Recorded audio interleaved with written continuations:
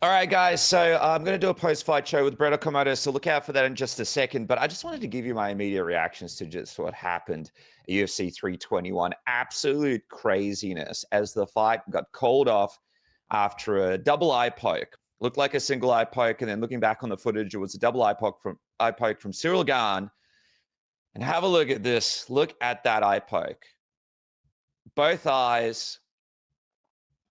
Ciryl Gane trying to create distance, I think, as he was throwing a kick here, and both eyes in the fight, and Tom Aspinall couldn't see. The fight got called off.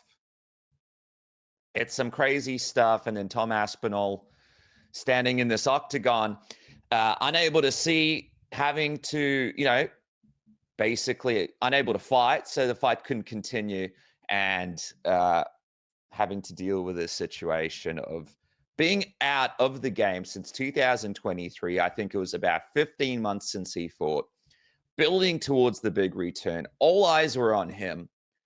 After going through this John Jones thing, the highs, the lows, thinking he was going to get John Jones, multiple fight camps. Then he ends up going in here, fighting Ciryl Gane, and he gets eye poked like that, and the fight is off. I mean, it could not be any more brutal. Tom Aspinall speaking in the octagon after the fight and just being like, I don't know what you guys want from me. I don't know why you guys are booing. I can't see. And it's just absolutely brutal stuff. Let's just have a look at that eye poke one more time. I mean, for everybody out there, have a look at this. Both eyes. It looks like this eye right here on the right got an even worse one. Both eyes absolutely destroyed by a Ciryl Gane.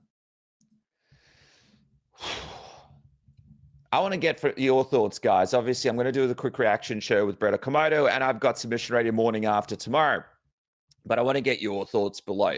What do we do next? Obviously, do we just do a immediate rematch here? Because I don't know what we do with this situation. The other thing as well is Ciryl Gane actually doing pretty good in this fight. He wasn't winning it, but he made Tom Aspinall bleed. He was able to stop the takedowns. He looked seemingly like he was going to do a lot better than what a lot of people predicted, what I predicted. And that was on the way to the stoppage.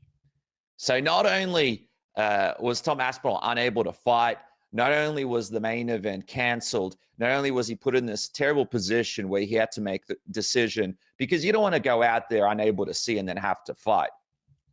Tom Aspinall absolutely made the right decision there.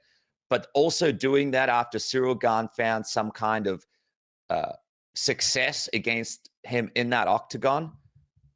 Not only did Tom Aspinall have to endure the John Jones ducking, the being out of the octagon for 15 months, the multiple training camps.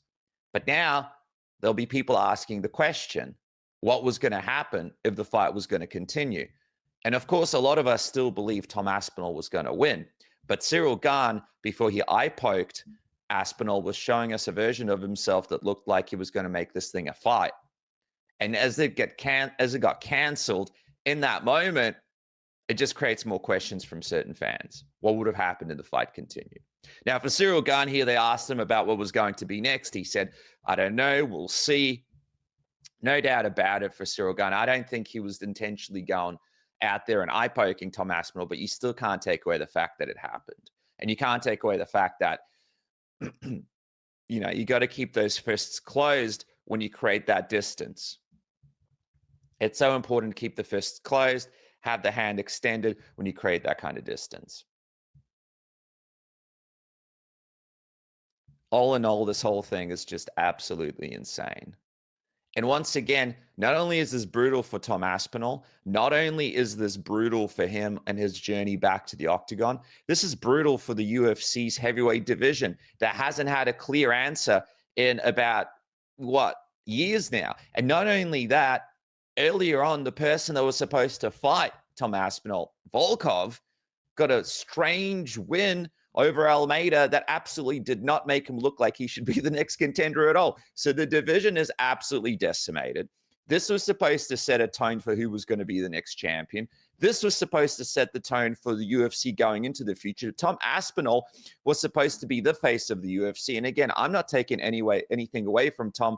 He did what was right. If you can't see, don't fight. But in terms of perception and where this puts him, who even knows the damage to his eyes? He could have a detached retina, which will keep him out of that octagon for a foreseeable amount of time. We have no real champion. Ciryl Gane, what happens with him next? Tom Aspinall, when can he even return? I mean, if you're the UFC and if you're Tom Aspinall, you try to get this thing rebooked as soon as possible if your vision is working.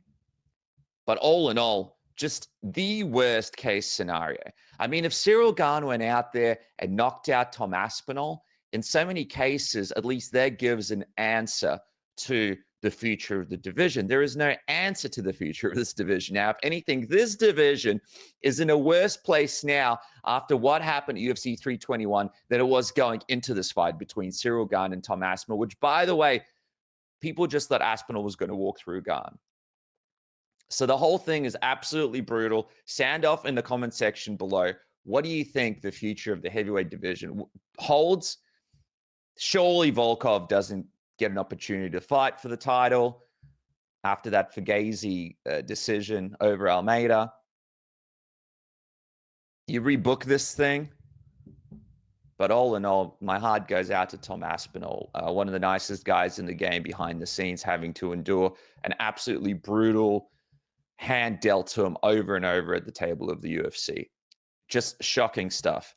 Anyway, the post-fight show with Brett Okamoto, that's going to be coming out soon. So look out for that. And of course, morning after, Din Thomas is going to be on that one, still formalizing the lineup. But of course, no doubt about it, we'll be talking about that. Mackenzie Dern, Jason Perillo being the excellent boxing coach that he is, Umar Nurmagomedov, Quillen with that crazy KO, the head kick KO that just resonated through Australia, Perth's own Quillen, and so much more. So that's going to be on morning after. Sound off in the comment section below. I'll catch you guys soon.